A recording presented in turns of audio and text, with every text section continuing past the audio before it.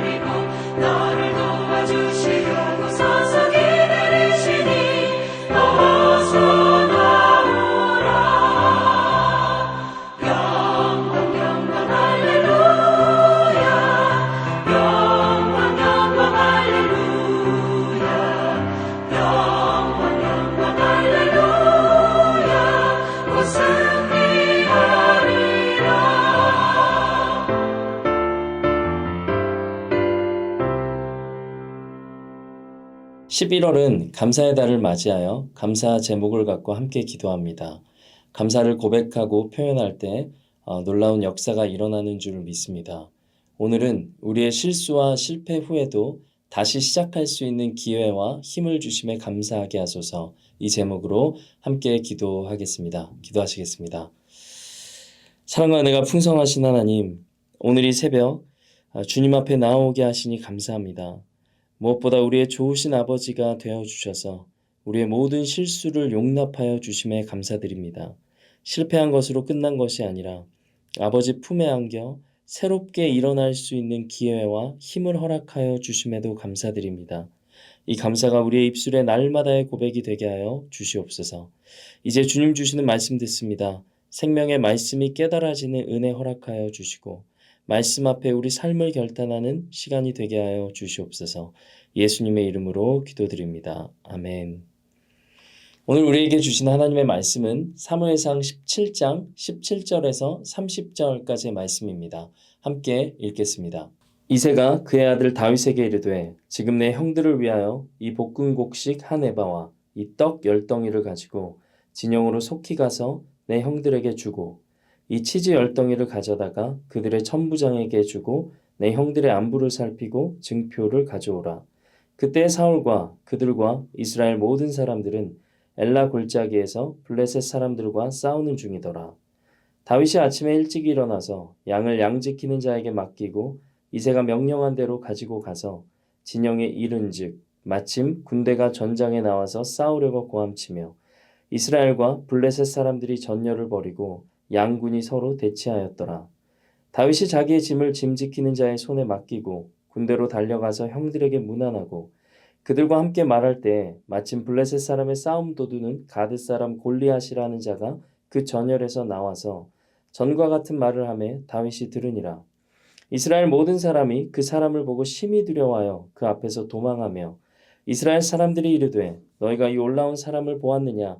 참으로 이스라엘을 모욕하러 왔도다. 그를 죽이는 사람은 왕이 많은 재물로 부하게 하고 그의 딸을 그에게 주고 그 아버지의 집을 이스라엘 중에서 세금을 면제하게 하시리라.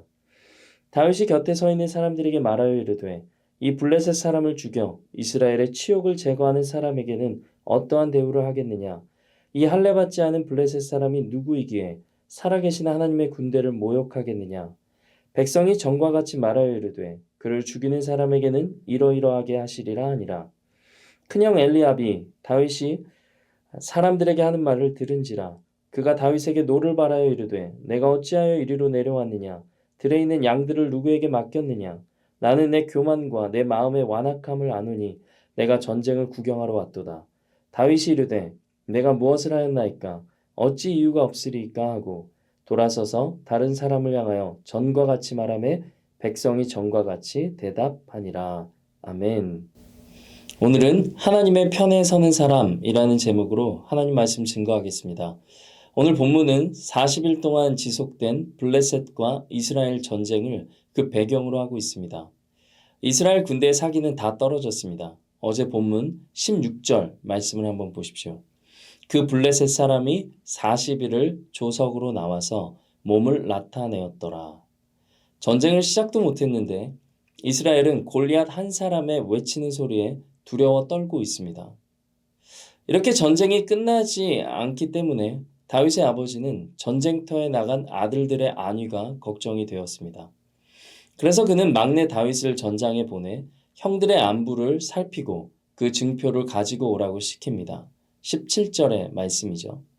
그런데 앞서 16장에서 다윗은 사무엘에게 기름 부음을 받았습니다.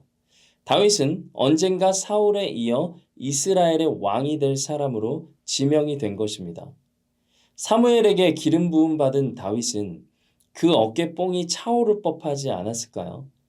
그러나 20절 말씀을 보십시오. 다윗이 아침에 일찍이 일어나서 양을 양 지키는 자에게 맡기고 이새가 명령한 대로 가지고 가서 진영에 이른즉 이렇게 말하고 있죠. 그러니까 성경은 다윗이 아침에 일찍이 일어났다고 기록을 합니다. 아버지의 말씀에 가기 싫은 태도를 보이거나 늦장을 부리지 않았습니다. 또한 아버지 이새가 명령한 그대로 볶음곡식 한 해바, 떡 10덩이, 치즈 10덩이를 가지고 떠납니다. 굉장히 많은 양인데 핑계대지 않고 이 많은 양을 다 짊어지고 갑니다. 그리고 양 지키는 자에게 자기 양을 맡깁니다. 이것은 다윗이 기름 부음을 받았어도 자신이 하던 일을 허드렛 일로 여기지 않았다는 것을 보여줍니다. 다윗은 아버지께 적극적으로 순종했고 자신의 일을 여전히 성실하게 감당하고 있었습니다.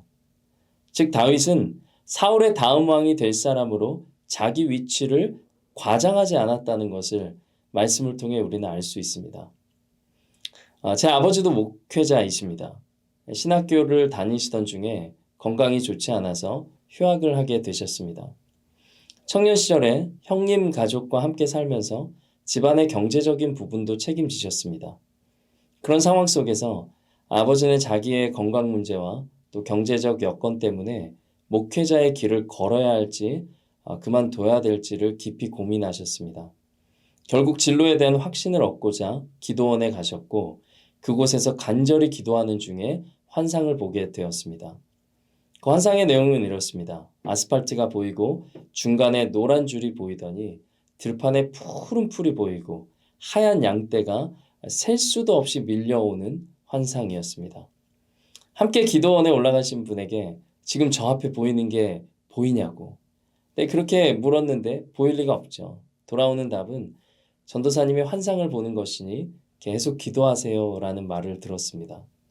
근데 이 내용은 목회자 소명에 대한 환상이잖아요.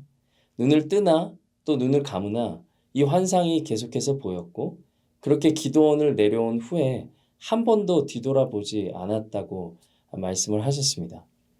그렇게 시간이 지나서 이제 결혼을 하고 또 저를 낳게 되었는데 기도 중에 하나님께서 음성을 들려주셨습니다.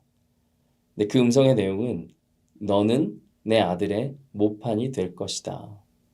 농사에서 모판은 벽실을 먼저 키우는 그 자리잖아요. 근데 아버지는 처음에 이 말이 달갑지 않으셨다고 합니다. 청년 시절의 혈기 때문이었을까요? 목회 비전을 나에게 주셔야지 내가 왜 아들의 모판이 되어야 하지? 이런 마음이 들었다고 하셨습니다. 그런데 아버지는 저에게 목사가 되라는 말씀을 단 한 번도 하지 않으셨어요. 제가 어릴 때 단순히 아버지가 좋아서 저도 목사가 될래요 라고 말했을 뿐이었습니다. 그리고 아버지가 기도원에서 보셨던 그 환상과 그 음성도 제가 성인이 된 후에야 들을 수가 있었습니다. 그 이유는 제가 그 이야기를 듣고 나는 이미 다 됐구나 이렇게 착각하면서 아무 노력도 하지 않을까 봐 염려하셨기 때문이라고 하셨습니다. 우리 많은 사람들은 자신의 위치가 조금만 바뀌어도 태도가 쉽게 변하곤 합니다. 교만이 그를 집어삼키기 때문입니다. 하지만 다윗은 하나님께서 자신을 다른 스테이지로 옮기실 때까지 묵묵히 자신의 일을 감당했습니다. 하나님은 하나님이 주신 자리와 또 맡기신 일을 성실하게 감당하는 겸손한 다윗을 사용하셨습니다. 지금 저와 여러분에게 하나님께서 맡기신 자리는 어디입니까? 그 자리를 성실하고 겸손하게 감당하며 또 하나님께 쓰임 받으시기를 주님의 이름으로 축복합니다. 이제 23절의 말씀을 보겠습니다. 그들과 함께 말할 때에 마침 블레셋 사람의 싸움 도두는 가드 사람 골리앗이라 하는 자가 그 전열에서 나와서 전과 같은 말을 하매 다윗이 들으니라. 다윗이 전쟁터에 막 도착했을 때 골리앗의 고함 소리를 듣게 됩니다. 그 소리는 이스라엘의 군대를 모욕하는 소리입니다. 이스라엘의 군대를 모욕하는 소리는 이스라엘의 하나님을 모욕하는 소리와도 동일했습니다. 그러나 40일 동안 그래왔듯이 이스라엘 군인 중에는 이 골리앗에 맞서는 자가 아무도 없습니다. 더 가관인 것은 25절의 말씀인데 이스라엘 사람들이 이르되 너희가 이 올라온 사람을 보았느냐? 참으로 이스라엘을 모욕하러 왔도다. 그를 죽이는 사람은 왕이 많은 재물로 부하게 하고 그의 딸을 그에게 주고 그 아버지의 집을 이스라엘 중에서 세금을 면제하게 하시리라. 이스라엘 군대는 골리앗이 자신들을 모욕하는 상황을 잘 알고 있었습니다. 40일 동안 아침 저녁으로 듣고 있잖아요. 그러나 두려움에 사로잡혀서 싸울 엄두도 내지 못한 채 골리앗을 죽이는 자에게 주어질 보상만을 떠들어대고 있었습니다. 결국 말뿐인 빈말과 아무 의미 없는 논의가 이어지고 있었던 것입니다. 다윗에게는 이 모든 상황이 매우 이상하게 느껴졌습니다. 골리앗과 싸울 사람이 아무도 없다는 것도 이상했고 행동은커녕 말만 쏟아내고 있는 것도 이상했습니다. 그래서 다윗은 주위 사람들에게 반복적으로 질문을 던집니다. 26절의 말씀이죠. 다윗이 곁에 서 있는 사람들에게 말하여 이르되 이 블레셋 사람을 죽여 이스라엘의 치욕을 제거하는 사람에게는 어떠한 대우를 하겠느냐. 30절의 말씀입니다. 돌아서서 다른 사람을 향하여 전과 같이 말하매 백성이 전과 같이 대답하니라. 사람이 모인 곳에는 늘 말이 많기 마련입니다. 특히 불만족스러운 상황에 처하게 되면 뒤에서 많은 불평과 비난이 쏟아지곤 합니다. 하지만 그렇게 말만 앞세우는 자들이 막상 행동해야 할 때 움직이는 경우가 얼마나 될까요? 우리도 골리앗 앞에 서 있던 이스라엘 군대와 다를 바 없는 모습이 아닌지 우리 자신을 돌아봐야 됩니다. 며칠 전 극장에 개봉한 본 회퍼 목사님에 대한 전기 영화를 보게 되었습니다. 이 본 회퍼 목사님은 나치와 독일 교회의 타협적 태도에 맞서며 행동하는 신앙을 몸소 실천한 인물입니다. 그는 교회가 복음의 본질을 잃어버리고 불의에 침묵하는 현실에 의로운 분노를 느낍니다. 말뿐인 신앙이 아니라 고백교회 운동을 통해서 하나님의 정의를 선포합니다. 심지어 나치 정권에 적극적으로 저항하며 자신의 생명까지 내놓는 결단을 보여주었습니다. 그의 삶은 말이 아닌 행동으로 복음을 살아내는 신앙이 무엇인지를 강렬하게 보여주었습니다. 한편 다윗은 이세의 8 아들 중에 막내였으며 형들과 함께 전쟁에 나가지 않았습니다. 그의 나이가 당시에 군대에 징집될 나이가 아니었던 것을 알 수 있습니다. 하지만 다윗은 어린 나이에도 불구하고 말이 아닌 행동으로 하나님의 편에 서고자 했습니다.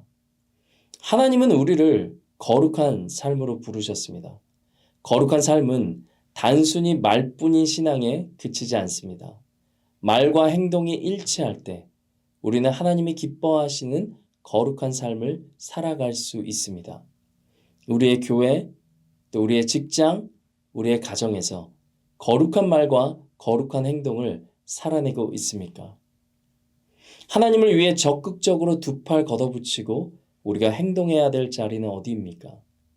말씀대로 살며 하나님의 편에서 행동하는 우리 모든 신앙인들이 되시기를 주님의 이름으로 축복합니다. 불평의 말을 줄이고 매일 주님을 위해 일하는 자가 되시기를 바랍니다. 하나님을 위해 자원하는 자, 하나님의 편에 서서 행동하는 자를 주님은 귀하게 쓰실 줄로 믿습니다. 말씀 맺겠습니다. 하나님이 쓰시는 사람은 겸손한 자입니다. 하나님이 쓰시는 사람은 행동하는 믿음을 소유한 자입니다. 겸손과 행동하는 믿음으로 주님께 쓰임받는 우리 모두 되시기를 주님의 이름으로 축복합니다. 네, 말씀 들은 것 생각하시면서 함께 기도하겠습니다. 참 좋으신 하나님, 하나님이 쓰시는 자의 조건을 살폈습니다. 교만의 영이 우리 안에 틈타지 않게 하시고 겸손하게 맡겨주신 자리마다 성실히 감당하는 자 되게 하여 주시옵소서. 주님이 우리를 들어 쓰실 때까지 최선을 다해 각자의 자리에서 책임감 있는 자 되기를 원합니다. 또한 불평과 불만과 탓과 비방과 같은 헛된 말을 끊어내고 이제는 말씀대로 행동하는 삶이 있게 하여 주시옵소서. 그리하여 우리의 거룩한 삶으로 주님께 영광 돌리는 우리 모두 되게 하여 주시옵소서. 예수님의 이름으로 기도드립니다. 아멘. 네, 이제 각자 갖고 있는 기도 제목 가지고 하나님 앞에 나아가겠습니다. 복된 하루 되시기를 바랍니다.